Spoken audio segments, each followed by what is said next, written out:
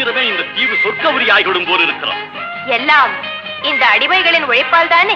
சந்தேகம் என்ன, நமக்கு வாய்த்த அடிமைகள் மிக மிக திறமைசாலிகள். ஆனால் வாய்தான் காது வரை இருக்கிறோம். நீரோடைகள் கோடை